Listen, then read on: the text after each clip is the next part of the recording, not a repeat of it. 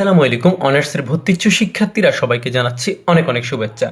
তোমরা অনেকে আমাকে প্রশ্ন করেছো যে প্রশ্নের মান বন্টন নিয়ে, অর্থাৎ ভর্তি পরীক্ষায় প্রশ্নের মান বন্টন নিয়ে কথা বলার জন্য।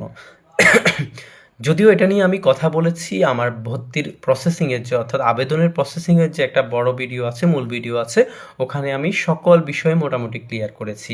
আবেদন কিভাবে করতে হবে, কি কি লাগবে, পেমেন্ট কিভাবে করতে হবে, সাবজেক্ট সিলেকশন, কলেজ সিলেকশন, মান বন্টন, সকল বিষয় আমি ক্লিয়ার করেছি। তোমরা যারা নতুন যুক্ত হয়েছো তারা অবশ্যই ভিডিওটা দেখে নিবা।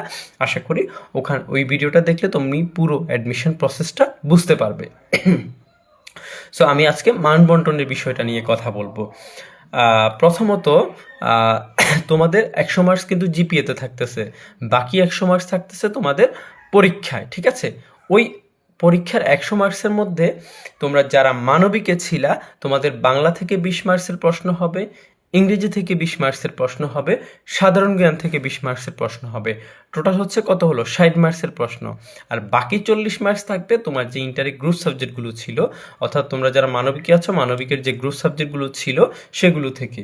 তবে এখানে একটা কথা আছে, তোমার কলেজে অনেকগুলো গ্রুপ সাবজেক্ট আছে, সেখান থেকে তুমি শুধু মনে হয় 3টা না বা 4টা সিলেকশন করেছিলে, তাই না?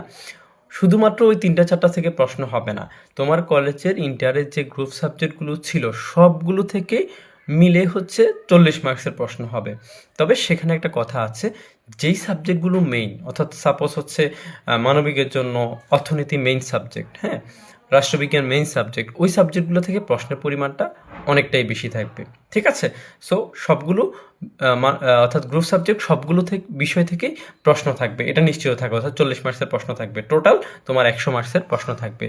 যারা ব্যবসা শিক্ষা বিভাগে আছো, তোমাদের 20 মার্কস বাংলা থেকে আসবে, 20 মার্কস ইংরেজি থেকে, 20 মার্কস সাধারণ জ্ঞান থেকে, টোটাল 60 মার্কস। আর বাকি 40 মার্কস আসবে তোমার ইন্টারের যে গ্রুপ সাবজেক্টগুলো ছিল সেগুলো থেকে।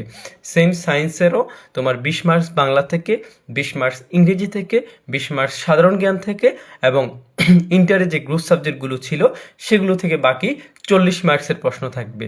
সবার জন্যই সেম বিষয়টা প্রযোজ্য। তোমার ইন্টারের যে 4টা সাবজেক্ট ছিল, শুধু 4টা সাবজেক্ট থেকে প্রশ্ন হবে না, তোমার কলেজে যতগুলো সাবজেক্ট ছিল গ্রুপ সাবজেক্ট, সায়েন্স, আর্টস কিংবা কমার্সের সবগুলো সাবজেক্ট থেকে মিলেই, গ্রুপ সাবজেক্ট সবগুলো থেকে মিলে 40 মার্কসের প্রশ্ন থাকবে। আশা করি তুমি বিষয়টা বুঝতে পেরেছ। আর আমি কিন্তু পুরো অ্যাডমিশন জুড়ে নিয়মিত সকল আপডেট, ভর্তির আপডেটগুলো জানিয়ে যাব অনার্স এবং ডিগ্রির।